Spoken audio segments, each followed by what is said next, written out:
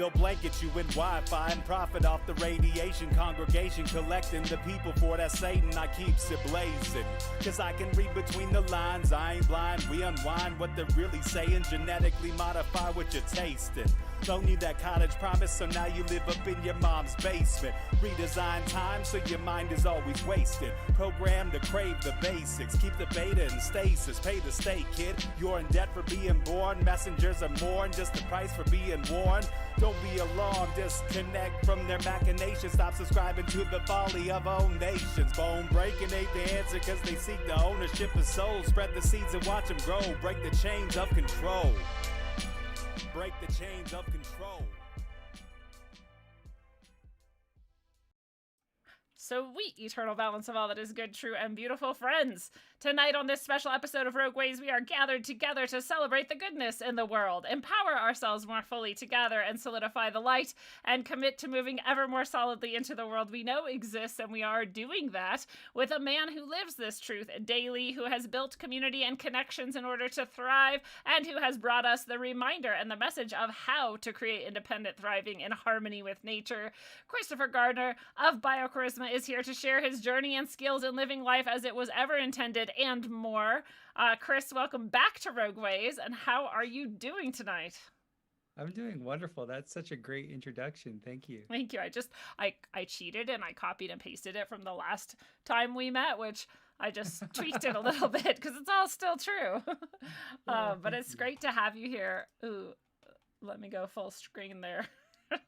I was telling you before we started, I have had a very interesting day, so I'm just a little bit off, but things are also very high energy and good. And I always love talking to you, so I'm sure it's going to be great. And I do want to tell everybody listening and watching out there how much I love you. You're the reason that I get to keep doing this and coming back all the time to bring you beautiful guests like Christopher, and also beautiful information and things, and we get to reignite each other, and that is a very special relationship. So I'm so grateful to all of you for being here and for being you. Thank you so much. And Chris, I was going to ask you this pointless question of the episode today, which is this: what is your favorite color and why? It's blue.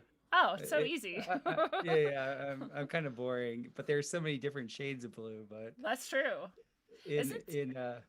I really like a royal deep blue. I was going to say, which blue? Yeah. My daughter has these deep blue eyes. My dad had really deep blue eyes. My mom has like aqua blue eyes. My wife has, lighter blue eyes. I have lighter blue eyes. But I've your always eyes liked look green right now, but maybe it's just because of the sweatshirt and the camera and things. Yeah, and my screensaver after 8 o'clock goes, it has the yellow light. The blue light blocker. Yeah, exactly. That's part of these glasses' function, is the blue light blocking. Yeah, I think it's necessary. So yeah, I like royal blue, a deep royal blue. When I was younger, before the chemtrails, in Florida, there used to be, in the winter time, this super deep blue sky. And it's kind of cool. Like the last year or so, I've seen that deep blue come back here and there. Like I've seen that since moving to the Ozarks, which has made me really happy. But there had been like a bunch of years where I hadn't seen that deep, deep blue in the sky. So when I see it now, I almost start crying. I'm like, because there's people. So there's two things that make me really sad in conjunction with the sky. And one is there are people who have probably never seen that. They're young enough that the sky has been chemtrailed enough that they rarely, if ever, have seen that. And there are people who have never or may never see the stars very clearly, or the Milky Way specifically. And those things both make me so sad. They both have to do with our pollution of this place. Yeah, definitely. The albedoing of the sky. The albedoing, yes. Not in the alchemical way, which might be great, but in their dirty, disgusting way, which is horrifying and controlling. Yeah, like right around the turn of this century, I was reading this thing on NASA when I still believed in all that stuff. And they talked about the whitening of the sky. They blamed pollution, but they kept saying that they called it the Albedo Effect in the sky. Yeah. And how that would cause a global cooling because it reflected so much light back out into space. So, their social engineering aspect of them has been, working on reconditioning the way we frame the sky. Yeah. But I have to say, the more I think people are attuned and wake up to what's going on, our own connection and our own reverence for the sky and what's in the sky brings it to us. Yes. So I think we can see it, and we can and have that experience, because it's been more since Corona. It's been much more prevalent in my consciousness. That's why they want to lower our vibration, is one way to say it. To disrupt our connection is another way to say it. And this is why they attack every aspect of our connection to ourselves, to the earth, to each other, to God, or whatever you want to call soul or spirit, heaven. Is because of that, because we do have that ability. And I know some of the listeners and fans will remember me telling a story about, not that long ago, I was driving and I could like see it happening in real time, that if I was singing and uplifting myself and singing to the sky, all the haze would move away and it would turn blue. And then if I would like let traffic distract me and like start thinking about whatever, it would like start to get hazy again. And I'm not saying the world revolves around me. I'm saying that we all have this ability to lift ourselves up and connect and ask for and create what we love, more of that and less of the other, by shifting a little bit. So that's why they attack us so heavily. We're very powerful beings. Absolutely. Yeah, I always notice in all the different ayahuasca sessions that we'd be in, whatever was going on in the sky, the opposite would occur after about the second cup. When the medicina was definitely hitting us all, and it would be amazing if it was totally clear out, the rain would come. If there was rain there, a hole would open up in the sky and we'd see the stars. So, and my good friend, he administers the medicine a lot, and he says that in the Daime tradition, they actually have songs that are a lot like what I would consider like the Native American rain dance songs are. Like they do like a maraca, and they go and they do the two-step side to side, and they get this rhythm with the whole group doing that, and it will change the weather. Yes. Yeah. People are like, oh, these superstitious, like, dumb, old. I'm like, no, there's a reason why people do things, and they do it if it works, right? Yeah. I've done a lot of experiments with water and structured water. And like, if you're singing and enjoy, like you said, you were in your car and you're structuring all that water that way, whatever door or haze they're putting above you, you at that point become the orgone, the cloud buster. Yeah. And each one of us has, our body is God's technology. Yeah. There is no higher technology. So like, if we can have reverence and connect and really feel that love and the jurisdiction with our creator, we have the capacity to, cloud bust whatever. Ah, I love that. This is actually what I teach when I'm out. I've done these events now where I bring my orgo and I bring my books that I've channeled, and I go and do this. And, most people are like, give me a crystal and that's it. I don't want to hear all this woo-woo shit. Or anyways, some people want to know, like, well, what's orgone? And I'm like, well, first of all, that's a great question. Orgone is this prana, chi, vril. Like, there's a billion words for this. Spirit, whatever you want to call that. And this is an orgone accumulator. But also, more importantly, you don't need this because you're an orgone accumulator. People are like, what? That's orgone is like this and this and this. People have these very narrow conceptions of it. And I'm like, no, go to the foundation. Like, again, what is orgone? If it's life force energy, yeah, you're an orgone accumulator. That is literally what you are.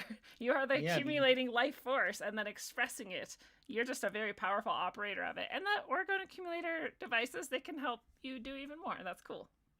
Yeah, it's just an outward signaling. Like, whenever in nature you can make a physical representation of your reverence, which is what an orgone accumulator is, you're now signaling your environment consistently that you are in communion with that. Yes. And, I read a bunch of Wilhelm Reich's books before I ever even got into making orgone accumulators or cloud busters. And his whole thing was the orgasm. He talked about the sexual energy and the prana. Which, by the way, every tradition also connects that with the whatever we want to call orgone. I mean, think about it, like literal conception happens through that, like life. So it's Not like an accident. yeah, and to think that that's not an actual capacitance within beings that can be harnessed for something other than procreation is kind of limited thinking. Yeah, well, people often have that. They're like, well, this is what it is, and therefore that's all it is. I'm like, Right. in all the universe, there's only one way to look at this, sure. But yeah, it's very much, that's why we have sexual alchemy and sexual tantra, and all of these types of things is that same, and it's not the exact same conception, but it is actually. It's all looking at what is life force and how is it related to sex and orgasm and creation. And it's in every tradition in some way, whether it's esoteric or not, whether it's hidden or not. It exists. It's very interesting. It's even in the Western traditions. Like I had coaches when I was playing high-end athletics that our coaches would flat out tell us, don't orgasm, within 48 hours of playing. Like they were just like, hold it in, fellas, use that. They didn't use words like chi or prana, but it was very well known even in like the totally masculine, Western sport. That is like fascinating. There's power in that. Don't give it up. Yeah. Well, and what's really been interesting for me too is to learn that as women we can do it all we want and we don't give anything away. And I'm like, really? So we're blessed. People are always like, oh, we have to have periods and childbirth and it's all really hard and like men don't understand. And I'm like, yeah, but there's like a yin yang going on here. Yeah, that's true. You guys are the negative pole, so you absorb during that experience. We're the positive pole, so we expel. Poor guys. So... Well, we're just here for you. I'm always telling my wife, I'm like, dudes, without women, we wouldn't do anything. Women are the motivators for men. So real, like heterosexual men, I should say. Right. And that energy, at least, of the feminine and the masculine. Yeah, there's a reason for that too. I always bring this up because I learned this and I thought it was so fascinating and it connects in so many ways. But men who have wives or long-term partners tend to live, it's something like 7 or 10 or something. It's like a significant amount of years longer. And there's a reason for that too. Yeah, absolutely. Our to-do list is so long. You have to live longer just to get everything done, like, and have everything in place. Scared to die because you might not finish it all. I'm always looking for that look of satisfaction on the wifey's face, and if there's not that look of satisfaction, hey, there's more work to get done. It's just that simple. Well, this isn't what we came to talk about, and it's not even that connected, but it just, I don't know why I was just remembering this. In China, when I was in China, they were teaching me that the symbol for disharmony, not the symbol, the word, like, I mean, it is symbol, right. Sarah, you know what I mean, is the symbol for woman twice under a roof. I heard that in Japan. House. That's the symbol in Japan for war. Oh, okay, two women in the same house. I was like, is this a joke? He's like, no, that's actually the symbol. I was like, what? It makes sense, though. Fair. I accept. Yeah, I just heard that from Box Day. But yeah, the symbol for war in Japan is 2 women in the same house. People think I'm being like a woman hater or a self-hating woman when I'm like, no, women are awful to each other. like yeah, and I relate. Like I love women, but I prefer hanging out with men. And when there's too many women together, I'm like, I can't do this. Like, sorry, I know we can do better, but I was really young. I was really lucky because as a young teenager, I figured that out. I figured out girls were so catty with each other that if I was just like funny and nice to them, I could be friends with all of them because they were at war with each other. It was just like this craziness. Seriously, it's true. We will ruin each other's lives, especially when we're young. Hopefully we're better as adults. The worst fights I ever saw were between black girls. I'd watch black girls almost kill each other over shared boyfriends. It was like the like some of the scariest fighting I've ever been around, like just how vicious they were. That was like wild to watch. It's like programmed in somewhere, man. We gotta rise above it. But so I know when we last talked, you had just moved or were just moving still too. Yeah. So how's it going being there? I know we were talking about how the like telluric currents or the ley lines or whatever was like really powerful, and the grounding there was really great. And how's it going? So the diamagnetic force here. So I'm a real nerd when it comes to grounding because as a massage therapist, I'm actually a polarity therapist. So my whole job is to hold neutral. And neutral in an electrical circuit, whatever flux is going on in the body, I just witness it, and then my body will channel that into the ground. And so where I've been living in the tropics, it's in an area in Costa Rica, the ground was all bauxite clay. And bauxite clay is what's known as paramagnetic, which means when you throw a current into it, the current will go in every direction. And so it's very hard to find a ground current there. Like in my consciousness, I would have to drop very, very low sometimes to be able to hit that dissipation point. And here, it's like essentially a limestone bed. That's awesome. So it's pure diamagnetic, and diamagnetic means when you apply a current to it, it goes in one direction. So it's more like a crystal. And so I have here, the ground current is so loud that I actually have to block it out of my consciousness with audio. Like I have to listen to something. If I'm not listening to something, it's literally like the loudest thing I can hear. Wow. Yeah, it's super strong. And it's probably the first time in my life that I've ever lived in an area that had such a high diamagnetic charge. Like I've lived in Michigan. I've lived in Florida is essentially just a coral shelf, sand on a coral shelf. In Costa Rica, India. I'd have to say this is by far the most grounded earth that I've spent any time on. So for me, my energetic body really likes it. It relaxes me. Like it has me much more calm. Actually, the way I should say it is I'm a lot less agitated. I didn't understand because I still go back to Costa Rica because I'm building in Costa Rica for clients. So every time I go down there, I can really get the contrast between.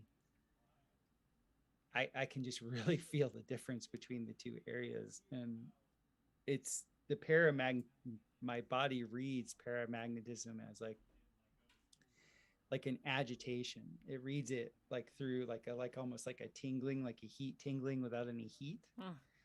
So it's this constant titillation that's always going on. And my preference is definitely this diamagnetic earth. And then it's also fun for me because I'm in a completely new environment. So there's so much to learn, like with the foliage here, the seasons, the soil, like it's all a new experience. And now that spring has sprung and there's like quadrillions of leaves, that are new, and watching the light hit the new leaves, it's just stunningly gorgeous. It's something that you don't get to experience in the tropics. So I'm really enjoying my time here. How beautiful. I'm excited. You make me want to move there each time you talk about it. I'm like, oh, this is the best place in the world. Well, you must experience this in Colorado, right?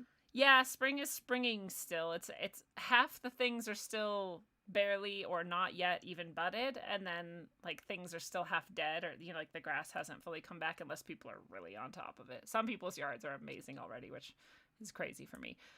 Like I haven't even planted most of my things yet. Spring is late here. Yeah. So, but yeah, it comes, and then fall we get it too, and summer I just pretend doesn't exist and hide, and that's how I get through it. Why is summer so terrible there? It's so hot. So we don't have air conditioning. Is one Hmm. problem. Our house has basically no insulation. Is another problem. And then it's Yeah. so hot here, and the sun just you're a mile closer to the sun, and the sun just beats down all day long on our house. We have no shade, no trees, nothing. So it's Uh, like living in hell.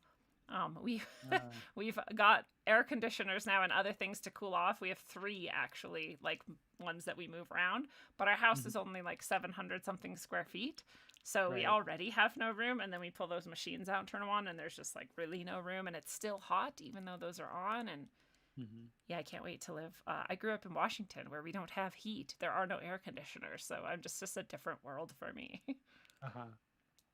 Yeah, I could only imagine. That's something that where I've been living down in the tropics, we didn't have any AC. And so in the hot months, it was very agitating. Yeah, I can't We do are it. we were always finding like I like getting in the Sweetwater rivers like to cool down, like to like Well, it dissipate. that's what I would do in Washington, which it wasn't even really hot there, and I would go get in the rivers and the lakes. And there are really no rivers or lakes here you can like. I shouldn't say none. There's very few you like can get in and play in and like splash around in. There's Right. a lot of restrictions here because there's not as much water in Washington. There's just lakes and rivers everywhere. You can go get in Ah, any one you that's want. true. Well, that's another blessing of this area is the water here is aqua blue. I feel like I'm back in the Caribbean. Like Wow. it's very, very in it's a peculiar color of aqua. Like it's really neat. It's something I never guessed I would find in like the middle of the United States. Like Because it's a that crystal blue means everything's dead, right? But this is like the richer. It's not dead. It's still alive, and it's like a deep blue. That's what you're describing. it's a aqua, so there's green in it, and Okay. there's like it's not crystal clear. Like it's not like there is turbidity in the water. You can, but it's really alive. Like just looking at it and like there's nothing like that in Costa Rica. There was one river in Costa Rica that was part of a volcano. It came out of the side of a volcano in this national park, and they called it Rio Celeste. And only one part of it had a blue that was slightly lighter than what all of the streams here have. Wow. Yeah, and that was like a famous river there. It wasn't a river. I mean, it's not what they would consider a river in the United States, but it was like a large flowing stream. Wow, beautiful. Yeah. So, can you swim in the water there? I haven't yet because it's we're just getting out of, winter Cool. time. I do like doing cold plunges. I'm about to set up my whole sauna system here. So once I like superheat my body, I love to jump in cold water. And this summer, I'll definitely be getting into the rivers more and stuff like that. I don't know the terrain yet. Yeah. Like I don't know enough locals yet that can say, "Hey, don't go in that river. There's snakes. Hey, don't do this." Like, I've been out in the wild enough to know just don't go do something half-ass. Like Yeah. it's good to have a little guidance. And so I need some people to say, hey, that's a good spot to be or not before I jump in. Totally. That's just smart. So, do you do the infrared sauna? No, I do more of like a temescal, which is like they figured out a while back that when you superheat red brick, it does give off the I forget which part of the infrared spectrum.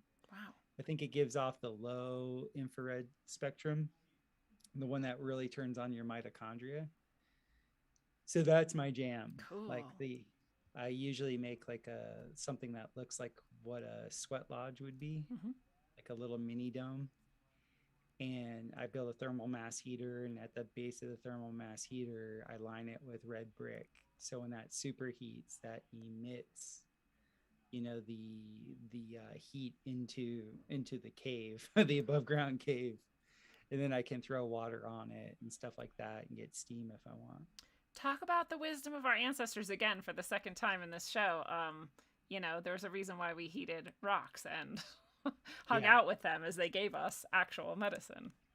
Well, yeah, they knew, like, red, there's things that are naturally red in nature, especially if it's a geological material. If you heat it, it gives you energy. And now we know it's because the low infrared frequency is like absolute juice for your mitochondria.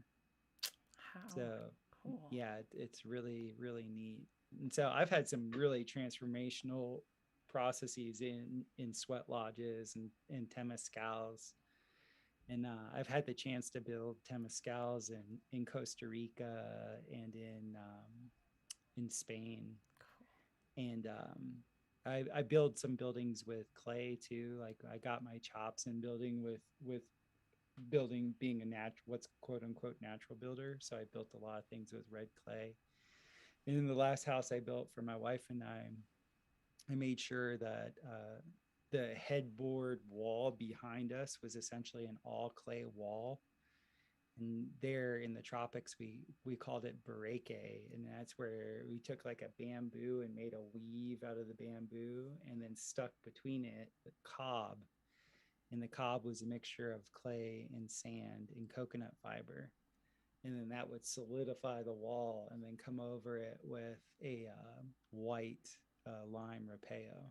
Cool. And that wall then would breathe and essentially clean the air. But also it had the essence of, if it heated, it would emit that frequency for you. So it's really neat. Like, I love earthen building, especially if the environment, permits, says it's appropriate. Yeah. Yeah, building in, it's like every region though has its way of building with nature and in nature, and all of them have their purposes. And then we've again disconnected ourselves from this, and it does not serve us to disconnect from it. It serves us greatly to reconnect with it. It's been my dream since I was like in high school to have an earth ship or some sort of natural sort of building, and I've never reached that dream yet. Everybody cross your fingers. I'm headed there. In Colorado, it's completely appropriate. My ex-wife lives in Colorado now, and she was there like when I was just starting to learn all this stuff and went through all the trials and tribulations with me. And we talk probably like 3 or 4 times a year. And she's like, "Yeah, the earth bag houses are so big out here; they're perfect for here." And because the walls are 50 centimeters thick, so that's like 20 Good inches insulation. Thick. Yeah, and it's thermal mass, so it's not technically insulation. What it does is it pulls the heat in during the day and then slowly distributes that heat inside. Cool. 12 hours later. So at the coldest part of the night, now your place is heated, and at the hottest part of the day, your place is cool. This is what I was thinking of doing actually here, was getting those bags. You fill them with because it's just like sand out there everywhere here. Filling with that sand, and you stack them right, and then you coat them in whatever. And exactly. Mm-hmm. Yeah, it's technically called flexible form rammed earth construction. But we call it super adobe. Super adobe. Yeah. That just sounds cooler. It does. It sounds much cooler. And I've always wanted the window with like the bottles, so it's just colored light. I mean, it's like a stained glass window for free. Did you ever look in my Instagram and see the ones that I posted on Instagram? I'm sure I did. I don't remember them now though. Yeah. If you go to BioCharisma on Instagram, I've done a bunch of those. Yes, I love them. I had a friend who did it in the town north of me. Well, I had a friend who actually came and was like, "Hey, I live in a straw bale house." And I was like, "Oh, you poor thing. Like, you live in a house made of straw bales?" Like, I was just so weirded out. And every time she described it, I'm like, that sounds awful. And then I saw it and it looked exactly like a normal house. And I was like, whoa, wait a second here. This is pretty cool. And then I had another friend who built, he actually was I'm losing the word. When we make houses better than Repurposing? I guess. Renovating. He was renovating his house. And he turned some of it into, it was a traditional structure, but he turned some of it into like the, I don't know, I guess whatever you call this sort of natural building. And that was one of the things he did, was a whole wall with like a wave of that bottle window sort of style. And I was like, that is so cool. So that and earthships and cob and, you know, bale, whatever I just said about the hay bale thing, all that stuff. I love it. It's so great. It's wonderful. And it gives you a lot of confidence, because once you start to learn to build with earth, you really know you can live anywhere and survive. That's crucial, right? Because we're trying to free ourselves from this system. There you go. Yeah. You know, you can pretty much find a binder anywhere in that you have earth. So if you can find something that's like a mechanical, something that give you mechanical and tensile strength to your earth, you can literally, you can build anywhere on the planet. This, water, and food. It's all you need. And other Pretty people. Yeah. Community's huge. Yes. That's what I love about you, is you nail all those things. You understand them all so deeply. I know we weren't here today, though, to talk about this. We want to talk about retrocausality and the nonlinear aspects of time and such things. So we're just going to do a hard transition into that, if that's cool with you. That's great. You know, I didn't get a chance to listen to the second part of you and Emily Moyer, but man, everything that you guys are hitting on in the first part of your interview was just awesome. And I was like, that's when I reached out to you. I was like, I got to talk to you about this, because I really been playing with this whole notion of I call it retrocausal induction. So we can jump right into it. Yeah, we'll share with people what you mean by that. So I had, in my early yoga days, I was going to this ashram where they taught how to channel. And the guru that was teaching how to channel, he had written a bunch of papers about essentially how you can heal your family right now. And you could heal people that have died. You can heal the genetic line in your family. And I was really young. I was like in my early 20s. And so for me, that was like a very, very far-fetched thing.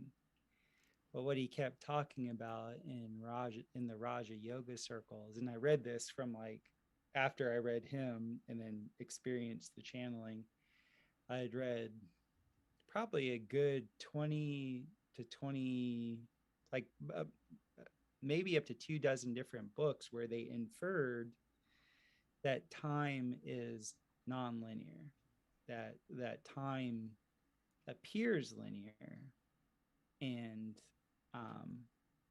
but that's just an appearance. And if you start to get into the healing modalities and the self-determinate modalities of existence, you can actually, you know, get into a neutral space, really feel or understand. And what my teacher would say to me, and it's true, I found this to be true, he said, everything wants your attention, and everything that exists wants you to see it as it is. Doesn't want you to change it, just wants you to see it as it is. And then if you see it as it is, and you're actually able to have the patience to be with that thing as it is, just your presence and patience in that space, that thing will start to morph and move towards the light. It'll move to the higher, to its higher existence. But the key to all of this is being able to look at something without a bias. And in my early 20s, I really didn't get it. And it wasn't until I went into my polarity therapy training where I was being taught the same thing, just from a different vector, where it was like, for you to do any type of cranial sacral work, for you to be with another body, do not impose your will on the situation. Don't project what you think is right on the situation. It's crucial. Be with whatever is. Like, just be with it. And I'd worked with enough women that had been manhandled, let's say, Yeah. where that was very, very important for me to not come off as, pushing, not to have this projective energy, to actually be neutral. And so I'm just looking at all this, and it was like what all this was pointing to, and what I'd watch is like whether I was neutral with myself and watching something go heal back through my own family line, or I was with someone else. There were these things where I would get this remarkable feedback where a parent from, my own stream, or a parent from somebody else's lineage or whatever would, they'd come back to me and they'd be like, Topher, you wouldn't believe this and this happened, and now she's talking to me, or now he came out of nowhere, and like I'd hear this over and over again, and it was all, it all started signaling me that there's actually a reality to this. Absolutely. That there's something with, especially with our specific lineage, when you think there's only 6 degrees of separation, supposedly, I think there's a lot less. Yeah. Especially if the Adam and Eve story is somewhat true. Like, if you think about it, and this is like all the great philosophy say, know thyself. Like, if you really get in and heal yourself, you end up healing the world. That's exactly all that anyone ever needs to know. The end. We're done. I see this is in my books. This is like what I teach, and people think that it's just some like esoteric, like, oh, what does it actually mean? No, it actually means that. If you heal yourself, you are healing the world. Period. If you're helping someone else heal themselves, you're also healing the whole world and yourself. Like, and you're healing yourself. It's all true.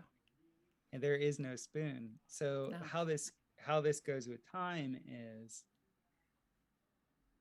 with time, I've noticed, and they also, this is the thing that the original guru had said to me back in the day, and I'm giving him the moniker guru. At the time, this guru had already passed. Like, I just learned so much from reading from him and then practicing what he had said. He said, this can also happen where you can imagine situations that had happened to you and then reimagine them, after you fully experience whatever you're resisting, because of course you want to reimagine it because you're resisting what actually occurred. So get real with yourself about that. Like, you're in a state of non-acceptance and victimhood. Mm-hmm. So once you get past that state of non-acceptance and victimhood, you could actually go back, and this will only go as far as you can concentrate. Which brings me to the whole reason why they don't want people to be able to concentrate. Mm-hmm. But it said, power is equal to concentration. So if you could go back and concentrate on that after you've gotten into a neutral space, you could, the verbiage that he used was, you could place in consciousness what your preference would be, and that would actually change you right now. Mm-hmm. And that brought me back to all the sports psychology stuff that I learned as a field goal kicker. Was when I was in college, all of us, we would see a sports psychologist, and they would show us all the studies. They'd be like, you can imagine what you're doing, and just by imagining yourself successful, your body will actually take on the muscle memory of being successful in that. And when I really practiced that, like, I would actually imagine myself in the stadiums, I would imagine myself in scenarios. And then when I would get into the scenarios, I'd perform just like the way I imagined it. And so I already had reference to it in that way, but then like it was kind of like real taboo for me to think like I could go back in time and change something and then have that actually cause in this moment, an actual change in my being. And um I had experimented with it, and I had released some like massive traumas, like the way I was as a young man before my Saturn return was like I am the same person, but like I'm like a completely different expression of that person. And I think it was because I had so much exposure to these types of healing modalities. And I've seen people that have had extreme abuse and that have been told, oh, you know, well, not just extreme abuse externally, but like people that have had, surgical, like had psychic surgery that made the impossible possible. Yeah. I've just seen a lot of things that are considered impossible made possible. And a lot of the processes are the same. Yeah. There is this okay, this is what's so, or at least this is how I understand what's so, because you have to kind of humble yourself. You always have to understand that you're telling yourself a narrative. So when you understand that you're telling yourself a story, and that's all you really know is your story about something, you really don't know what it is. You just know the story about it. So once you humble yourself to that, then you become neutral with it and okay with it, and then you retract and go back, and you can know whether or not you're completely okay with it as it is. And then you interject and play forward what you think the ideal is, and then it reformats. Like I'll speak for myself, it reformatted me. And in that reformation, my perception and everything like that changed, and therefore my experience changed. But there were also very physical, tangible things. Yeah. Your lived So experience shifted. yeah, so what I was calling retrocausal induction is you, I saw this movie called Tenet, and I really think Christopher Nolan is he's used by the people who social engineer to truth drop a lot of things. Like a lot of his movies are absolutely, if you can see the deeper meaning of them, he's letting you know how the world works. Kind of like Kubrick. Yes. And so in Tenet, the movie, like half the movie is moving forward and the other half of the movie is moving backwards. Mm. And the whole movie is based around this whole retrocausality, that people in the now figure out that people from the future are trying to eliminate the people in the now, and the way they're doing this is they're inducing things in the now from the future. And so we're taught, that the world is causal, and it's all like ping pong balls and Yeah. little balls banging up against each other, whether it's the cosmology, with stars and black holes and planets and all that, all the way down to atoms and all this. And All mechanical. it's all mechanical and it's linear, and it's like ping pong. Yet there's a bunch of natural philosophers and higher minds that I've studied that are like, no, it's actually everything that we experience here is inertia. So once you understand in physics what inertia is inertia is when things slow down and have like a lack of movement. A lot of times people use the word inertia in place of the word momentum. Hmm. Momentum is when something is at a speed and it carries that speed, but inertia is when something is like Stopping. is at rest and wants to stay at rest. Yeah. Right. So I love the work of Kenneth Wheeler, where he talks about like this is the dielectric inertial plane. So this is like I see our cosmology as this is a realm, and we're sharing a public experience, but we're here for our private connection to our creator. And so in that, our consciousness coalesces at certain frequencies, and frequencies are location. And so when you're a certain frequency, you can be in a certain location, and you can change that frequency and change location. And yes, we do have material bodies. Like the material is real. I'm not one of these people to say that there isn't solidity, but solidity is an experience. It's a relative perspective as well. It is, and you'll never know what somebody else experiences. Ever. I say I love you. I assume you know what I mean. I'll never have any idea if you know what I mean. That's like my wife and I were really big into the trivium and the quadrivium, because the whole thing, the only way you can really communicate is if you have common grammar. Yeah. And which, now that's racist, I think now. So we can't do that anymore. Yeah. Critical grammar theory. Yeah.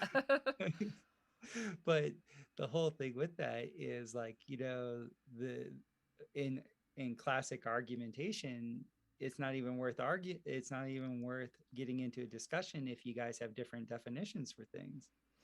And that just makes sense. Yeah. That just really makes sense. So getting back to perception, I talk to enough people, and I'm weird enough, and my friends know that I perceive things very differently than most people, so they are happy to talk to me about their idiosyncrasies. And everybody describes everything totally different. Yeah. Like everybody is having a different experience, and it's because they're a different frequency. So we have commonalities. Yes, we do walk on the ground, and I do believe there's an up and a down and a left and a right, like all that stuff. I don't believe everything is relative from the perspective of, the way Einstein put it. And you're not a solipsist. Yes, I'm definitely not a solipsist. I've been around those, and I'm not the creator of everything. I know that. In fact, I think that's what makes this realm so wonderful. We're actually in the creator's hologram. Yeah. And the creator is infinite. And so that type of projection is, for all intents and purposes, is real. Yeah. Because we're part of the projection. That's why I'm like, okay, simulation theory.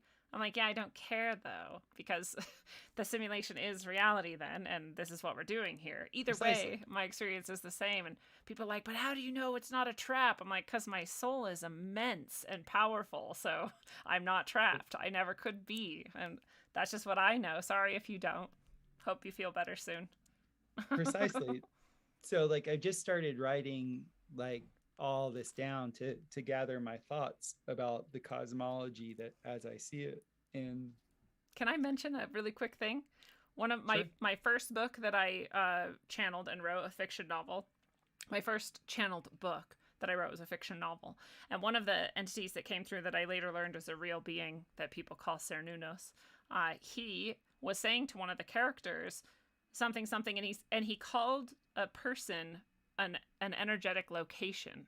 And I was like, that's such a weird thing to say. Like, what a weird thing. And now you're saying that, and I'm like, there's one more thing that, like, I didn't understand what was even happening in the book. And, like, years later now, I'm like, oh, okay, well, that does make sense, I guess. When you're talking about how we're each vibration, it's a location, right? Yeah. Yeah, we're actually a conglomerate of like quadrillions of frequencies. Like when you look at our biome and our virome and all the different things that apparently occupy our real local environment, I guess you could say. We're like a collective. Yeah, zone 0, 0. like that has it that emanates a very specific tone, Yeah. an overtone and an undertone. And like, you've known, like, you've walked into places that were so disgusting to your frequency that you had to get out. It was like, you know, I've gone into bars that where it was just like there was such a like an immensely horrible dissonance with my frequency. There was nothing from an outward appearance perspective, but it was just like, nope, can't be here. And I've been around people that way. I've literally like done about faces with people, like, and it's just nothing personal. It's just like, nope. Nothing personal, but you're evil. I walked into a room once and this was very sad because we lived in a very white place and there was a lot of racist people there. I wasn't, and I didn't even know other people really were, but that's turned out later to be true. So this black man moved to this place. We called it the island. We moved to the island. One of the only black people there. And he was in this room and I had not met him yet, but I kept hearing about him, and I walked into the room and I saw him and I turned around and left. And my boyfriend at the time was like so embarrassed. He's like, "What are you doing?" And I was like, "That guy has a black aura." And he's like, "You're a racist." I'm like, "No, that guy's going to murder people. I've never seen a literally black aura, and I can feel it. I don't know how you guys can't feel that. Like, he is not a good person." Within a couple years, he had molested my friend's daughter, killed her mother, and shot my other two friends, and then killed himself. Nailed it. Goodness. Yeah, you can feel it. It's not, and I think everyone else could feel it too, but I think they were like, "I'm not racist. I really like you. Like, here, let's be friends." And I'm like, right. Yeah. Well, that's why they play that whole game, is like they get you identifying. Turn off your perception. Thing. Yeah. Yeah, they get you to identify, like, I could give a shit who and how you like to. Am I allowed to curse? Oh yeah. Like, who and how you like to fuck. Yeah. I don't care about that. I like merit. Like, can you get things done? Are you effective? Who are you? Like, yeah. Like, your sexual preference means nothing to me. I always say that's the least important thing about you. Right. It's and cool. So, like, I don't care, but it's like not what matters. Like, to get everybody to identify with that as like the primary thing, is that whole identity politics things totally gets people off the scent of whether or not the person is actually a good being, like like a psychopath or not. Yeah. Right. It's the same way that women would say, like, "Oh, he was so nice, so I got in the car with him, and then like he raped me." Like, well, yeah, but did you like try to feel it out at all? Or like, yeah. Lots of psychopaths are very nice. They're charming. They're charming, yeah. They know what to say and what to do. Exactly. Yeah, so when it comes to this whole thing with time, so frequency is location on a timeline, that's also a location. Yeah. And so in Tenet, they were making everything mechanical. I don't think you need these mechanisms per se. Once again, just like our bodies are the best, cloud busters in the universe, the same thing, like our body is the time machine. Like there is no time machine, and we're within the projection of God. So this is really, and I'm not saying this to disempower, because I do think we have free will, but we're within that divine projection. So there are parameters, and I'm thankful for Saturn and Kronos and those parameters, and because that gives definition to things and allows us to experience boundaries, which are wonderful. I love my wife's boundaries. Yes. But the whole thing with this, though, is that there is something with us coming into the age of Aquarius with the sort of the permeability of time and synchronicity, and the ability to actually kind of move freely both back and forth from now. I keep my friends I keep talking to, they keep every one of them saying that there's more and more synchronicities now. there's more and more of like this, I think, a revealing of what our past actually was, not what we were taught it was, like from maybe the ancestors, because the veil is a little bit thinner. Now the ancestral knowledge is coming through a little bit stronger. And it's just like a tree. Like if a tree has really good roots, if that ancestral knowledge is fueling us from underneath, then we'll have a greater vista into the future. So there's like this, I'm just finding this whole notion of like being here now and then actually being like, okay, I'm not a victim. I'm totally responsible for the creation that I'm in and experiencing. I'm going to bear witness for God, and I'm going to add my own little flavor to it, I think is becoming much, much more in the zeitgeist of the moment. Like I feel like as a overall consciousness, there's going to be more of a move into this where people will be self-editing for the better as we move forward, especially like within these communities, you know, that we are cultivating. Can I share a really fun idea that it keeps coming up recently, which this tends to happen to me, and I think probably a lot of people who watch the show and other shows I'm on are like, okay, this is like the 12th time you've told this story, but in case someone hasn't heard it, and because it's so appropriate to this conversation, Phoenix Aurelius came on my show. He's come on my show many, many times, and one of the times he came on, he was sharing with me that he makes spagyric medicines and tinctures and things from the stuff that he grows. He does biodynamic farming and all of this. And so he grows it and then he turns it into it. And that process takes time or whatever. And by the time it's ready, it happens to contain the things that are most appropriate and needed by the humans who will be taking them in that moment. So how did nature know last season what we would be needing in the future? And that's one example of retrocausality that is already existing in nature. It's built in. So part of me is like, whenever I get overwhelmed and I'm like, oh, all the evil and the dark and like, what could we do and what's going to happen? And I just go, it doesn't matter. It already happened, actually. It did. It already happened in the past. It already affected how it's going to happen in the future. And not that I don't have responsibility. Like you said, I think I have ultimate responsibility, but because of that, even it's already taken care of. Yeah. It's like, if people really, really understood the depth of the saying, there is nothing new under the sun. Yeah. So that means next week for you is not new.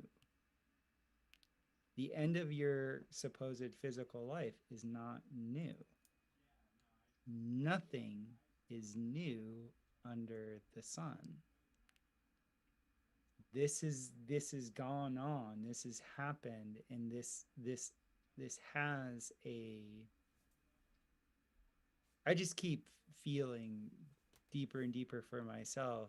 The more I trust, the more access to, it's this weird dichotomy in the sense, like, the more I trust, the more at ease I am with the moment and the more satisfied I am with the simple things. Yet at the same time, I have more of the keys to the kingdom to access, the other things that, if I was more covetous, I could receive, right? Or when I was, a better way of saying it is, when I was more covetous, that I would have like really like had, the charge to go get. So it's this very weird thing. It's like But it's similar to what you're talking about, which is also what I practice, what I think I would have to practice in all the healing I do, right? All the shamanic work I do, of that neutrality and that ability to just witness. And I'm not ever, people are like, oh, can you do this and this while you're in there? I'm like, no, maybe. I'll see, right? Because I'm going to go in and we're going to see what happens, and I'm not projecting my will onto any of it, ever. And that's the same, right? It's the same as saying I trust completely whatever is happening in that space. And I just watch, just observe as best I can. That's the same, right? In trusting in this is the same as that neutrality you bring to healing.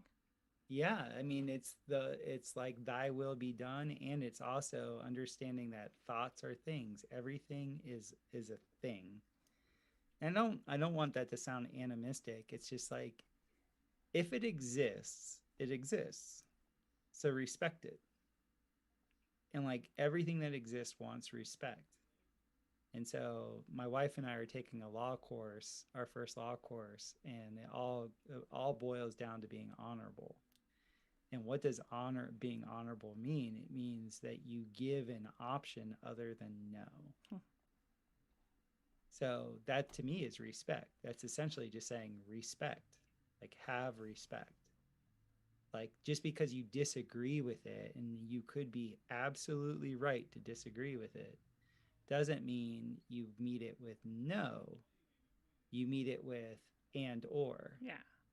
Yes. Or and if. And I noticed this with my little girl. You know, she's almost 2 years old, so she's reaching that stage in her consciousness where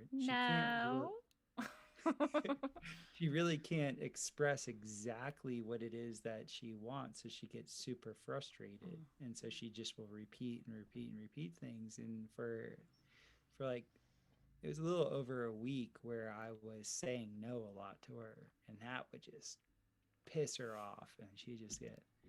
And then so I was like, one day I experimented with her. I just stayed in honor with her. So if she would give me an offer of like saying that she wanted ice cream, I wouldn't say no. I'd say after dinner, maybe. And as long as I always gave an option, I was staying in honor with her, and her whole demeanor was like so chill. And I was telling my wife, I was like, man, like she's teaching me how to be honorable. We come in with all of this wisdom. And she's a forceful little being. When she wants something, she really wants it. And so, you know, I know that's just like a little snippet, like a little short, you know, thing, but it was just like in learning in law, like, you know, when you're met with somebody that tries to have agency over you, that would be like me massaging somebody and feeling an entity in them. And then me declaring I have agency over that thing. And then like, then there's this whole power game that's being played within the energetic field of the experience. And I think it can be my personal experience, my private experience now has been that, oh, this thing is here, that I'm going to totally respect what it is. And everything appreciates being respected. I even ask sometimes, like, hey, why are you here? What are you doing? Oh, yeah. Do you need anything? Do you want to go now? Yeah. Can you go now? Yeah. Okay, bye. And then getting back to the whole retrocausal thing is like my really good friend who does a ton of shamanic work. Like he says that his guides are him in the future and in the past. I always wonder that. I'm like, you seem a lot like me, but better. Like, but I get that in a sense, there's that idea too, that literally everything is you and you are everything. And to some degree, I think that's kind of what's going on too. And at the same time, it is this totally separate, totally different. It has a different location. Yeah. Yeah. Yeah. So. And that's the thing is like, it took him a while to actually like to understand that it was him from, you know, a few hundred years ago, and it's him a couple of 100 years in the future. It took him a while to like actually zero that in. And it wasn't information that was offered. It was information that he had actually come to, like within the dealings. And these other beings don't look like how he looks now. No, none of them look like me. He's like, yeah, those are literally like my lineage. Like that's. Do you want to hear? Do you want to hear a cool retrocausal story? Yes, please. So I went to a shamanic healing and all of my shamanic healing and teaching happened, I always like to say against my will, but not really. Obviously I chose it, but you know, it was never something I went seeking. It just like would happen to me. And so this was another one of those. And it was a journey, actually. It was a drum journey. So in the journey, you know, we're doing whatever.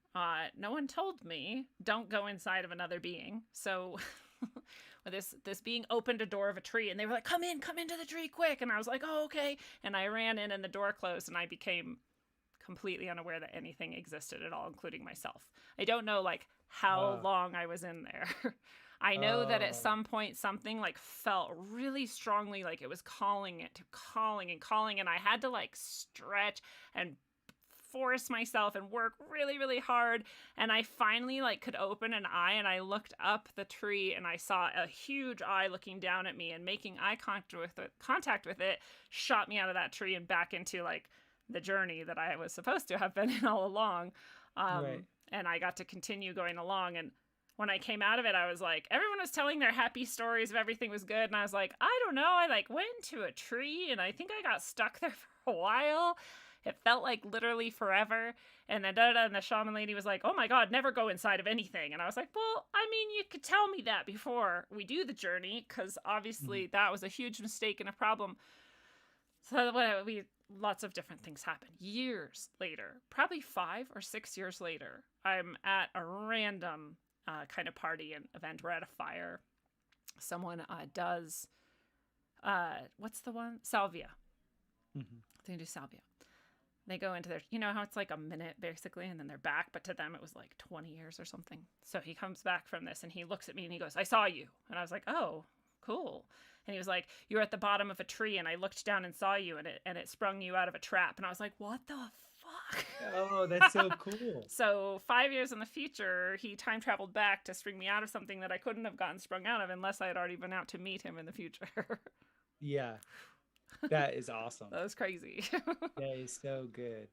Yeah. That is so good. It's like, how? And people are like, I don't get it though. Which one happened first? I'm like, I don't even get technically any of it. I just know that in that space too, it was like no time and no consciousness and nothing at all. Very weird. Yeah, in my travels, I've had the opportunity, like one of my clients was one of the people that had developed like the original remote viewing.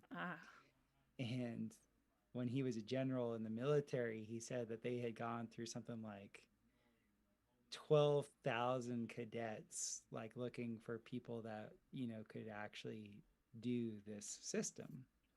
And out of 12,000 people that they brought through their ranks to like see if they were worthy, there were only two components. There were only two characteristics that made them be able to remote view. The first was that they had seen UFOs. And UFOs isn't necessarily like you believe in aliens. It was like literally they could see extra light up in the sky. That has been happening to me my whole life. Right. And the secondary thing was that they had a near-death experience where their body had actually flatlined. And those two characteristics were the only two characteristics that the six guys out of 12,000 had in common. And so what they found was in the remote viewing, at least the way the military was doing it, that it best worked on a coordinate system. Yeah. Frequency is location. Ha! I always wondered about the coordinates. I'm like, why? Who cares about the coordinates? But that makes so much sense. Yeah. So I've been blown away because there's these two dudes on YouTube. They're on the Awake Souls channel, and I really like them. They're these like strong like Christian Bible thumper guys, but at the same time they've made everything modern with their graphics. And so they've modeled this plane of existence on from a stereographic perspective.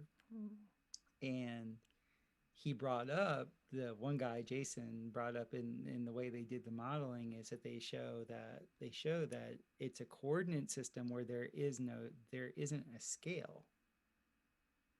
And so this gets back to like, we're perceiving this world, but we're projecting a lot of these like measurements and stuff like that. And so the way he described it was, in this coordinate system, everything is relative to your particular coordinate on this stereographic projection. And I'm totally going to butcher the way he said it, but there's like kilometers, miles, and then nautical miles, and then there's this other distance that is all relative. It's relative to where your coordinate is. And so given that, it made a lot of sense with how General Burt was describing to me how the whole astral projection and remote viewing would go. And they always use two, because when you have two people, when you have two humans, you have an array. Like we are antenna, we're like the most advanced antenna. And so when you have two antennas next to each other, now it's an array. And once again, we're talking about staying neutral. When you're just given a coordinate, you can't have a bias. So these people that could experience extra lights in the sky and then had pierced the veil, their body had, passed, and then their consciousness came back. If they were given a coordinate and stayed, I'm putting the words on this, he never said stay neutral, but if they were given a coordinate and didn't know anything about it, their success rate was like so high, like higher than like people actually physically going to those locations, like much higher. And he said the second that a narrative or a ambition started to come into the remote viewing session, all the probabilities dropped. Like almost everything that they were describing and whatever, like when the neutrality left, they essentially were bad actors. They didn't have the correct information. And so at the end of his tenure, before they let him go, they found that they could do this with time. Like it wasn't that they only could do a coordinate. They would just add it a vector. They would give a coordinate and then they would give it a time vector, and they could travel to that. There wasn't in the circles, the way he described it, it was like initially they thought that was insane, and then they found out very quickly that no. There is time, but there's like no time on that level of consciousness or spirit or soul, or whatever you want to call it. It doesn't really exist. Right. Or it does. It's just all literally at once. So this is what I want, like with what you and Emily were discussing, and then on like my personal experiences, I by no means feel like I have a complete picture. Yeah, none of us do. That's because we're intelligent enough to know that we don't. So there's nothing new under the sun. Time is just us experiencing duration, but it's not necessarily in one direction. There are causal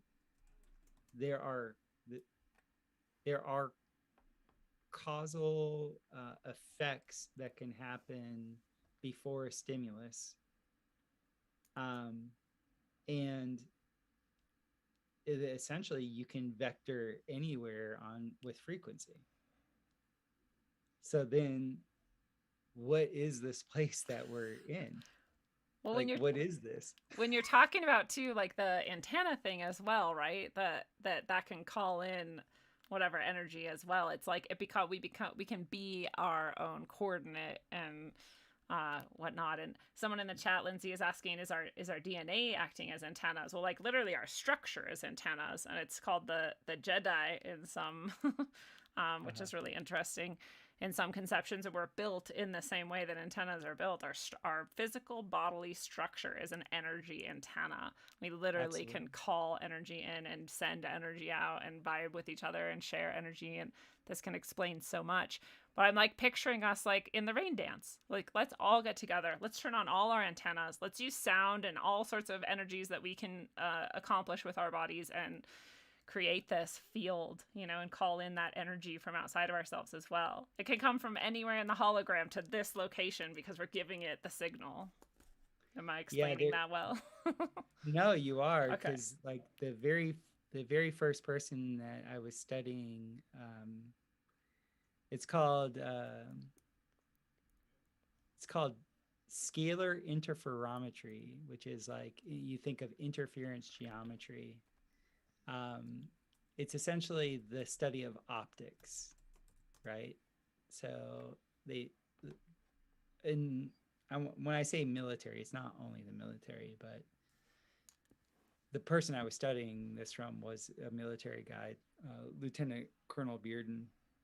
So he wrote a bunch of books on free energy that I was studying because I wanted to have free energy.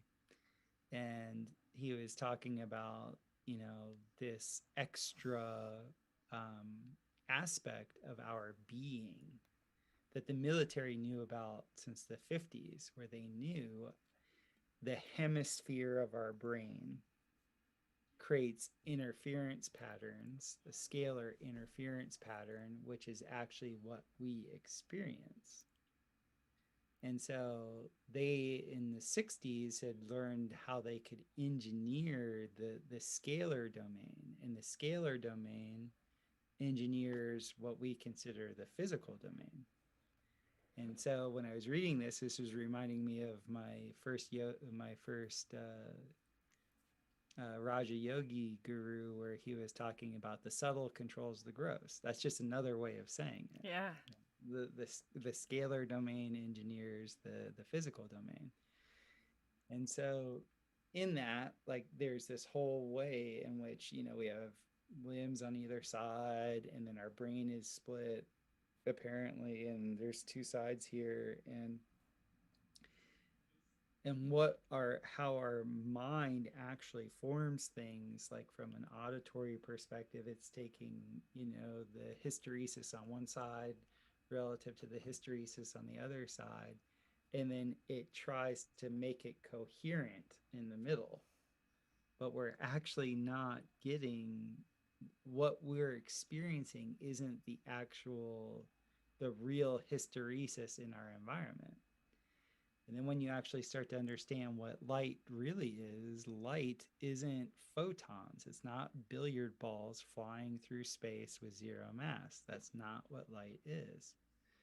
Light is a coaxial circuit of hysteresis, but it's hysteresis in the ether. It's etheric hysteresis, and that's what allows us to experience this light. But it happens the same way in our brain, where we have two interference patterns that are overlapping, and we get to experience the Venn diagram in the middle of those hysteresis patterns. It is mind-blowing. It is. like the truth is so much stranger than fiction. Like, it is like we live in absolute wonder. And I'm just trying to get to a coherent way of describing the environment so I can teach my children. Yeah. I just don't want to lie to my kids, Right. I know I'm going to have to explain to them how the world is going to tell them. And then I'm going to say, okay, this is going to be what they're going to tell you. And this is the way I experience it. And you're like, here's what they're going to tell you, and here's why they experience it that way. And they're not trying to lie. Maybe some of them might be, but like, that's complicated. Yeah. But that's my intention. That's the reason why I want to learn it, is because for so much of my venture into adulthood was letting go of all the lies I learned as a child. So it's just like, I want to kind of save them that time. Yeah, that's a beautiful jump start to have. I'm always fascinated by that like sound seems to underlie literally everything, and that everything is a cymatic expression. It's like the form is literally like the function. It's the form that is that sound expressing itself in matter. Like, we are cymatics. Like, people think cymatics is just like the sand on the plate with the speaker, and no, like, we are cymatics. Like, that's when they're saying that, God spoke and then there was the universe. Like, that was serious. That was literal. Yes, absolutely. Yeah. And then that goes back to the antenna thing, and like using sound in combination with it, which is what we all did, all the whole world wide over, right? We all used sound in conjunction with our antennas together to create a field, to create reality together. Like, we can do that still. That doesn't go anywhere. We were just taught that it was like barbaric or savage or just like uneducated or something. Maybe it's all those things, but it's awesome. I think we should try it some more. Absolutely. It's something that, even if you're like a devout Christian, I mean, it goes back into the Old Testament, into Genesis. I mean, God, spoke this world into existence. Like it was just like, Yeah. bam.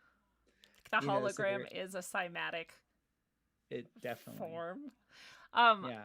And it also makes me think of the Tartaria thing in the Antiquitech, because that was all based on sound and various types of energy as well, perhaps with the organs that could heal because of the structure of the building, which is cymatic as well, and all of this.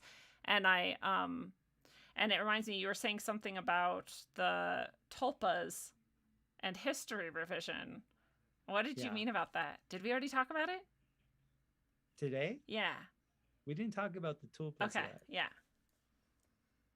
Oh God, I wish I remember what exactly. I don't remember exactly what I was referring to. It was something with Tibetan Buddhists, and I was wondering if what you meant was that the reason they try to tell us lies about our history instead of what actually happened is because when we all like think that, we're all focusing on that, we're all picturing that, imagining that, feeling the horror of some of it or whatever, that all of that is going back and retrocausally causing things in our past to change. Okay, that's what I thought you were headed towards. No, you caught it, because even as a kid, like I grew up in the 80s in the United States watching every action film.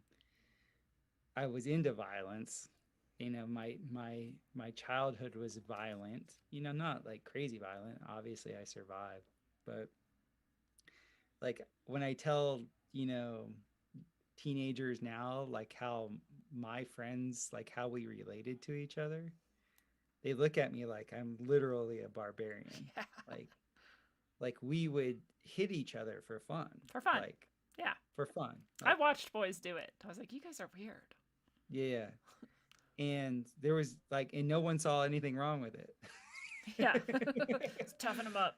That's the thing. It was like, oh, these are good, young, upstanding men. My father was made to fight in back alleys with the other boys in the town for money. Like betting. Like they would throw their kids together and be like, duke it out, and they'd bet on each other. Like that's crazy to me. My grandfather boxed professionally. He was an all-American boxer at Michigan State. Like being in battle is in my genetics. Like so I was pre-wired to like, okay, be able to mess somebody up if I needed to. But anyway, even with all that violence around me, I remember asking my dad, we were watching like some Civil War movie when I was growing up. And I'm like, so when did this happen? Because I was born on the bicentennial. So my parents were always pegging like this American projection on me, like US of A, US of A. And yet all the Vietnam vets I was around were absolutely miserable. So as an empathic kid, I had uncles that were Vietnam vets, and like I'd go to 4th of July, and I hated 4th of July because everyone was drunk and all the patriots were enraged, and I could feel the rage. And all the animals are in terror. Right. All of them. And so, and in South Florida, 4th of July is like a big deal. Like you can blow everything up. And so I was like, I didn't understand the holiday. And I remember one 4th of July, we were watching some Civil War thing and everyone's dying. And I'm like, when did this happen? And my dad's like, 100, this happened, a little over 100 years ago. And I'm like, God, and I'm like, how many people died? And he was getting agitated with me because he didn't know the answer. The way my dad dealt with not knowing something was he couldn't say he didn't know. He would just get angry. But I remember to look at, and I'm like, wait a minute, all these guys died and we're still here. Like, how are we here?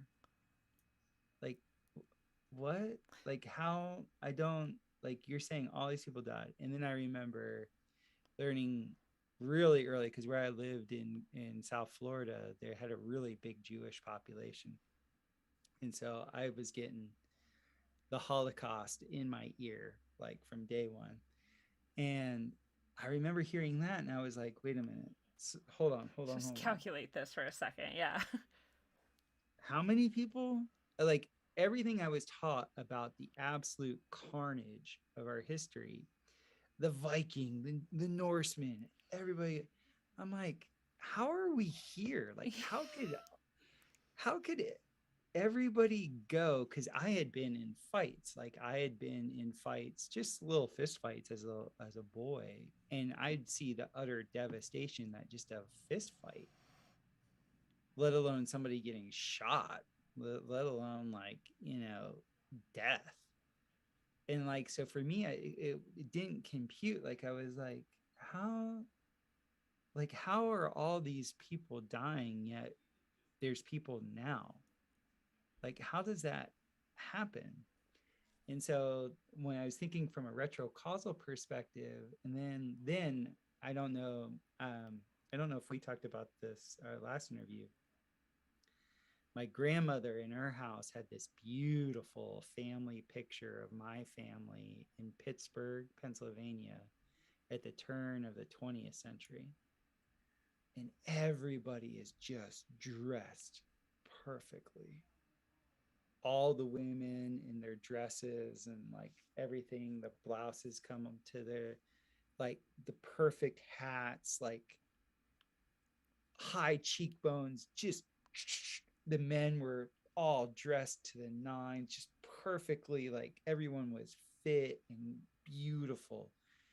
And I was just stare at that photo and I'm like, everyone's so beautiful. Like I just remember as a little boy, I was just like, how is everyone so perfect? Like, even though it was a black and white photo, right? And the way they did the photo was like things in the background were exactly like in focus with like the people in the foreground. I guess that was the way they did the picture. Like, and so the street was dirt, but yet, and there's carriages and stuff like that. But like the people, I could just see the brilliance in their eyes, and no one's smiling, no one's doing a selfie, sticking their tongue out, like just complete and utter dignity. Yeah. So I was in cognitive dissonance because I was being told that our history was nothing but carnage, death, devastation, domination. But yet the picture of my own lineage was of these very dignified beings, and I could see it in their eyes, and I was like, they're beautiful. These are not beings that are, Sorry. they're just, they have more dignity than I see in my current experience. And so when the revisionist history stuff started to come out after the flat earth stuff started to come out, it made so much sense to me that the stuff that Victor Schauberger and Nikola Tesla and, Steinmetz and Keeley and all these guys were talking about, that made more sense to me because in my own lineage, I saw that level of dignity. And so I'm thinking, what is Hollywood actually there for? Hollywood is there to program our consciousness. They throw horror movies at us one way or another. And they're there to MK Ultra us. And they get enough people believing that, just around the corner, the Vikings are going to, attack, or the Mongols, or who the fuck ever. That actually, from a historical perspective, makes zero sense. And then I just barely got into Anatoly Flamenco's work, where he is like, looking at the Jesuits who rewrote Russian history, like they're either the numbers are completely wrong or history is at least 1,000 years shorter, because there's no way history can be as long and as convoluted as they say it is, because if it was that long, even with the percentage of death that they say occurred in the past, we'd have like 3 trillion people on this planet. Like, it's impossible. The numbers just don't play out. Like, he was being paid by the Russian government to do figure this out. population surveys. Well, I only heard the one side of his research, which is that history is 1,000 years shorter. I didn't hear the other side of it, was that the other possibility is we just didn't kill each other, or the numbers were just purely wrong. We would have had to kill each other more, actually, right? Yeah, he was saying, like, even with because one thing that he pointed out, at least in the first, I only read the first of his like voluminous things that he had written, and I read a translation of it done on the internet, so I don't know how correct that translation was, but like essentially to paraphrase it, it was like, even with the death rates that are said, those stories that those death rates come from are repeats over and over and over and over again, which make no sense relative to the dates that they're given. And they're often the same numbers. You're like, what? You they're can't often even the same numbers. Can't even get creative. People, and it's like, so maybe that's a whole, like, there's nothing new under the sun because they just keep writing the same history. Yeah. Right. And it's not true. And so after listening to you and Emily, I was like, they're programming, like, for whatever reason, in this realm that we live in, our attention is the most valuable thing. That's the one conclusion I've come to, is that whatever is trying to be done from something that is pretending to have outside agency, it wants our attention one way or another. It's the same thing with thoughts or things, and like everything wants your attention. So our attention is obviously the most valuable commodity in existence. So if that is the truth, okay, our attention, for whatever reason, human attention is the most valuable commodity that there is. Why would it be the most valuable? And it's because it creates reality. It's the literal currency. Like the current comes through it from source or the divine or whatever you want to call the unmanifested manifest or whatever. Precisely. Right? Yeah. So this is happening. And so I'm like, okay, so if they've lied to us about space and the shape and all the other stuff, like if it's valuable, you've been lied to about it. Of course they would lie to you about history and have you think that first they tell you come from slime, and then you come from an ape, and then hell no. It's not even close to the truth. And we have no evidence for it at all, which people don't know, by the way. They think evolution has been proven, or that there's zero evidence for macroevolution. And in natural systems, after a given period of time, that's when you experience the entropy. You don't go from a highly entropic state and go into negentropy. You start off negentropic or negative entropy, and then you work towards entropic. It's just like the way we age. Yeah. After a certain given period of time, our body just goes, okay, it's time to recycle this material, and then our soul is released from this antenna array. So I don't even actually think our soul is in the body, but that's another thing.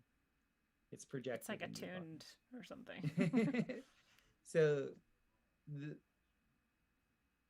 yes, of course they're creating these tulpas. They're creating these mass flow ideas to, in this moment, we generate that, currency, as you put it, and then it creates a degradation in this moment that is actually from the past.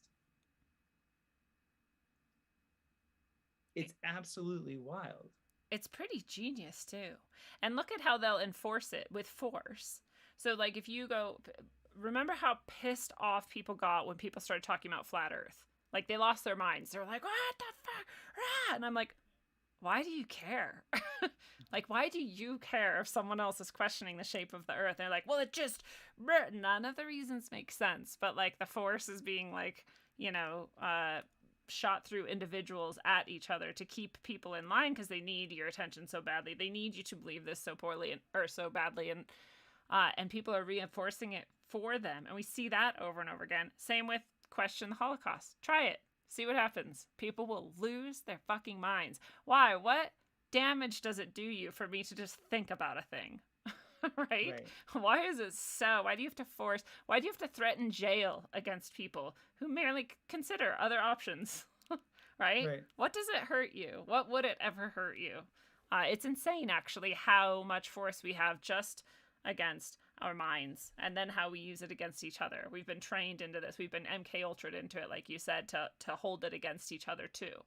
Right? When I'm like, I love it. Question anything. Get me to question something, please. I want to find more things I haven't questioned yet. Right. Right? Absolutely. Free ourselves from this. Yeah, because the whole thing in magic is, you're creating egregores. Like, you're creating these remote projections of consciousness that end up having some sort of independence. And that's the the genie in the bottle thing, where it's like, okay, you got what you wish for, but here's the price you have to pay, the penance you have to pay for this independent entity that you created. And when you look into like the original demonology, that's what they say. They're personalities without bodies. And that's why the demons that I've come across, they really want to inhabit a body because they don't have bodies. Or better yet, they want multiple bodies that they can like hop in and out of. Yeah. Take some vacation time over there. Right. So it's really magnificent. And I can see some of the wisdom in the older religions where they're like, do not make graven images, don't make false images, because there was an understanding of how powerful our consciousness was. Like how powerful our awareness, and that there are things in the unseen realm that really covet our awareness, because we are made in the image and likeness of our creator, and our creator is the creator. Yeah. So guess what? We can create, and duh. So I mean, that's why I think the free will thing is. And so all what I would call the evil is just try to co-opt our creative spirit for its gain and not for our gain. Yeah, well said. Which is also why when you know your power, you know yourself, you know what you are, and you know where you are, you don't have to be afraid of any of those things, because you know how easy it is. Easy might not be the right word. You know how simple it is. The truth is to shift your attention to a different direction. Mm-hmm. Yeah, absolutely. That is power. Well, I know we could talk forever. I love talking with you. I'm so glad you proposed this topic. It's so fun. Yes. And you're such a fun person to talk to about all of this. And given this, what we've talked about tonight, retrocausality, our antenna nature, what this place actually is, what's your highest hope for what happens next in the world? As I look into the law, I have found the law to be like the most conscious thing I've ever come across. And it's because it really talks about where your attention goes. Like one of the problems I had as a younger person was projection.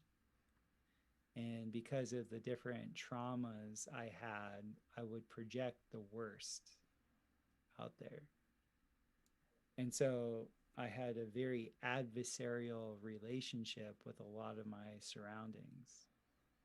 And so what I'm seeing now as I'm gaining agency, as I come to know myself, when something else is trying to pretend to have agency over me, I don't need to be scared.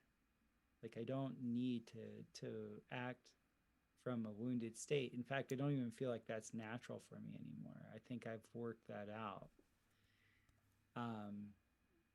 It's more about being in that jurisdiction with my creator, and then being in honor with this entity that is playing pretend, and then, you know, doing what's right without fear of consequences.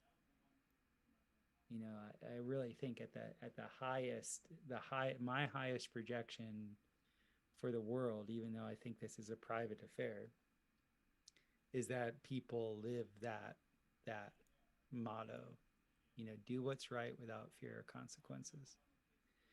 Because the second that let's say 5% of the population did that, the evil that we experience as we know it would be gone. Just 5% of the population. That's why I got think so frustrated when people were like, "Oh, well, I'm just gonna wear the mask for a little bit because I just want to like go to work or whatever." I'm like, okay, I mean, you're creating this world that way. Then you're creating this world in which we then agree to be forced into things that are ridiculous and harmful for ourselves. Or the same with the vaccine or anything else. Like if you're not doing what you know is right, you're ruining the whole world. That's how I feel. No, it's so true. No judgment. It's so true. You're free. I'm just saying. Yeah, the whole you know, going along to get along, and the whole, you know, don't bite the hand that feeds you thing is such a lie. Yeah. You know, people need to do what they know is right, and don't do what's convenient. Like, you have to do what's right. If you don't do what's right, your soul gets degraded. And that's all you really are or have. So it's kind of a big deal. I love that, though. I love this idea of the law. And would you suggest any specific books or courses or, like, you know, people or something to people who wanted to look more into that with you? The best book to look into, if it's a totally virgin concept, is Contracts for Dummies. Contracts for Dummies. I love it. Yeah, because the law is essentially a contract, and your contract with God is a covenant. And so there's a reason why there's a Bible in all the courts, and there's a reason why you call the judge your honor. There's this whole thing. It all comes down to contract law and the four tenets of contracts. So gonna get that. I was introduced to this through that book. I only read like 80 pages of it. I didn't even read the full of it. Because you got it. Then my wife and I like really shared the joy of it, because I started sharing with her my joy of it, which really annoyed her at first. But we've gotten to the point where like now she's like cheating on me all the time with all these like these people that have mastered their agency. I'll catch her listening to, like, you know, a podcast from this one gentleman. I always mispronounce his name, and I always rib her. I was like, "Oh, that's your new boyfriend." But he's so good because he literally has total jurisdiction with his creator, and his teacher was who we're taking the law course from, and this guy has won millions upon millions upon millions in court just by following the process of being in honor and knowing due process. Tell us their names. I want to know. I want to read these people or listen to these people. Alphonse Fagiola, he's the his Telegram chat is like, it's, anytime I dive into it, I've missed like 10,000 interactions, but when I do dive into it, it's like a deep dive for an hour. There's like so much reference material on it, and he's just kicking ass and taking names. And I think he's in Pennsylvania. And then Emerson is the teacher. He has a course called How to Win in Court.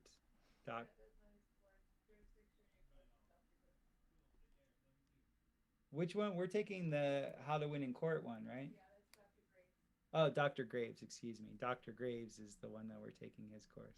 It's so weird because all those names I've heard before, people have told me, even about his Telegram. Maybe you did even. I don't even know.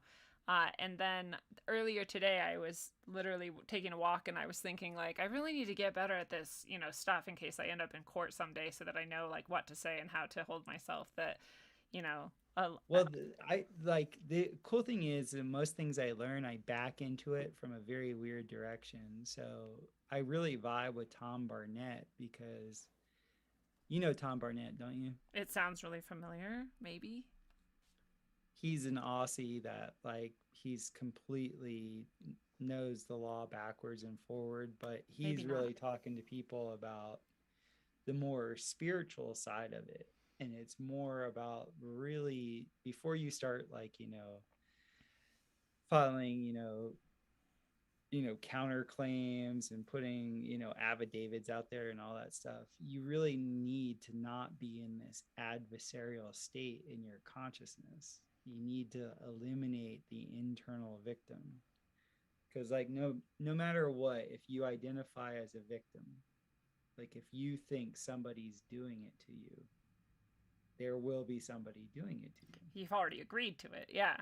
Right. Yeah, that's actually exactly the thought I was having, as I was saying to myself, as long as I know in faith, and faith meaning absolute knowledge and trust, that my only, however you want to call it, authority is God, then that's all that matters. Right. Right? But if you have to Right. really know that, trust it, have it in faith, that's a different story than just saying it, claiming it, thinking that I'm pretty sure that's true. Like, I know it. So as long as I Right. know that, that's kind of enough. But I want to actually understand what all the people are describing in all this too. I don't want to just be ignorant of that. Well, it's really brilliant. I always tell people to check Tom Barnett out first because he's obviously living that. And he has kind of reflected to me what some of my earlier teachers had taught me. It was like, if you clear it in your own consciousness, it's not going to come into your wavelength, because once again, frequency is location. It just it won't show up. And so I kind of forgotten that when my family was getting started, because I had the overriding, father paternal instinct kick in, like protect woman and child, like type thing.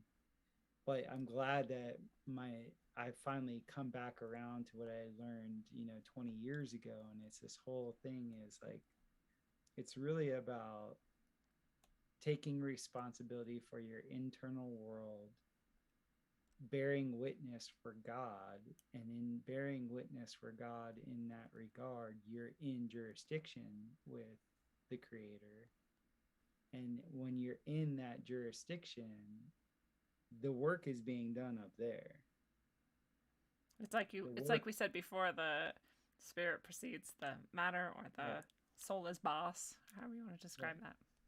And who's to say like what my soul needs to learn? Like I can't pretend to know what different trials and tribulations, if any, I need to go through to learn the greater things within my experience. But I will have to say in the past that when I have experienced what was considered a stress, like an external stress, I had the good fortune to see how much I grew from it.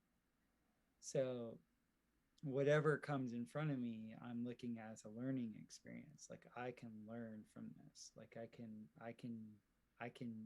be better. I can allow it to make me better. And there is no end. Like I don't have the,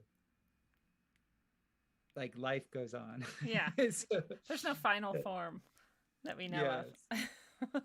So hey, like thy will be done. Like, Yeah. let it come. It's a beautiful process. It's a beautiful vision. I love how this is all wrapped back together. I know you mentioned Instagram. Is that still the best place for people to find you and connect with you? Yeah, I'm starting to write for a few different magazines. Cool. I wrote an article for Bertaria Times. Have you heard of that? No, is that Owen Benjamin stuff? Yeah. So I wrote an article for them. I guess that's coming out next month. And then I'm starting a website called Coral Domes. I'm going to be bringing what I call a coral dome to market because I still am a dome builder. And so I'm really excited about that because I've been experimenting with different materials and I've come across this stuff that's like man-made coral. So I figured, coral domes is kind of catchy. I like the ring of that. Yeah. So one thing you'd appreciate with the coral domes is essentially the coral will be like a big piece of orgonite. Cool. Because within this material of aircrete, I'm going to add biochar, which is pyrolyzed carbon. I'm going to add magnetite, which is the prima material conductive layer, and a lot of like crushed quartz in it. Cool. Yeah, and then this is all within, cement is essentially a calcifying binder. Yeah.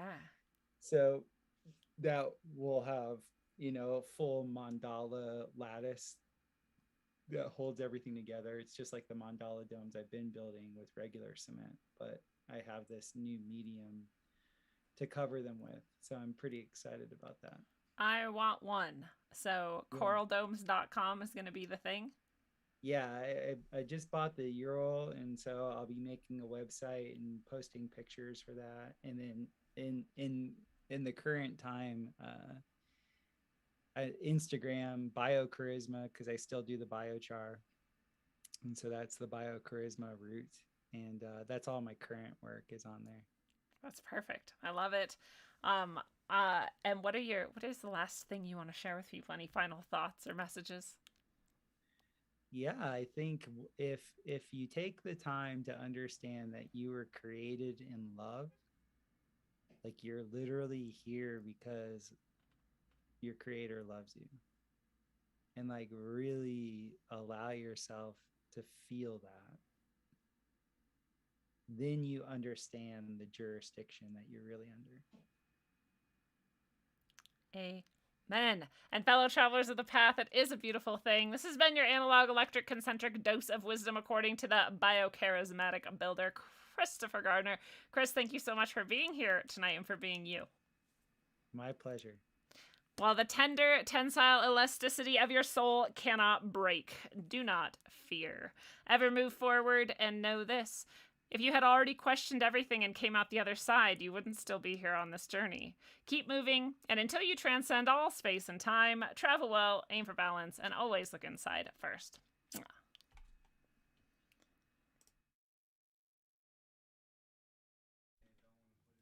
heard the Bilderbergers called you, and I was like, hello?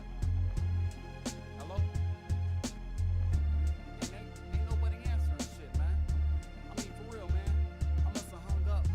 Phone rang again. And I was like, hello? Ain't nobody even answering, dog. Some real shit, man. They tapping my telephone. It's really the real when you step to the plate. And it ain't too late to change your ways of being fake. Humans create with creativity, so make what you create to shine through. All niggas wanna do is shine. Make your view rhyme, but the deaf to the blind. For those left behind, I crept and I climbed to the top of my mind. And I found I've been taught to be conformed, and I was never warned of the signs. Crimes committed as an adolescent, now I'm trapped through the system stressing. With aggression and emotive, through passion and emotion, to set the truth in motion. They gave me Zola for a rainy day, and they gave me Zyprex to sleep my life away. Society's labeled a man to be bipolar. Might as well gave me heroin and Coca-Cola. This is how Western medicines work. This is also how Western religions work. And Americans work 9 to 5. Not asking the questions of how, when, where, what, and why. I remain on the quest thirsty for salvation. With a taste of blood, with a fallen warrior's dream of surviving this flood of chaos. Those who continue to judge a book by its cover are way off. Breaking these laws of a scarred prison, reminiscing of pain, taming niggas up in the system. Got us living a lie with a cry, nobody hears ya. Chances of life to revive an immortal lie. Breaking these bars of a scarred prison, reminiscing of pain, taming niggas up in the system. Got us living a lie with a cry, nobody hears ya. Chances of life to revive an immortal lie. We're conditioned to be house weak, pay them, and with the rest, drown away the weekend.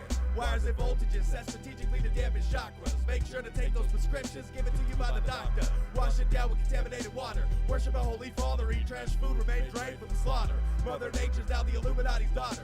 Through molestation, unnoticed by the blind line in every nation. Not allowed to know God is present in each and every individual. Ancient truth forgotten except the Bohemian Grove rituals. Inbred bloodlines created a ruling class of elites cold as reptiles. The awoken even see the signs on the streets. Encryptions pass off as fiction and paranoia reaction. 33s and bows with skulls are laughing right now with Kennedy's assassin. 2 pillars burning. History repeats as I babble on truth. Write down our fate for centuries. I change their plans when I'm up in the booth. Everlasting pressures of life got me up in the night, not knowing if I'm wrong or right. Something within me tells me to fight, and it's like I'm trying to find the true nature of being God-like versus religious beliefs, which indeed tells me I'm doomed from day one out the womb. They want us to be consumed with fear, with negative thoughts engineered to fear God, and that's to fear oneself, and that's real. You tell me that I'm imperfect, how is that when everything's for a reason? You forget that everything is meant to be. But they got us withering away, not knowing sacred geometry, which degrades philosophy of every soul, in which they try to control your mind with limitations, over exceeding your expectations. You'll be considered an outcast with lacerations, so I continue to master patience, creating ways to make it through the Piscean age that's getting close to the Aquarian stage.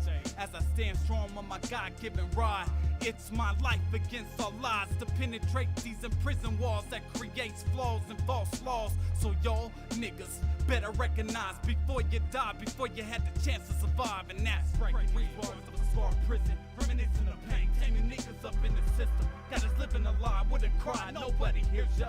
Chance to survive, to revive an immortal lie.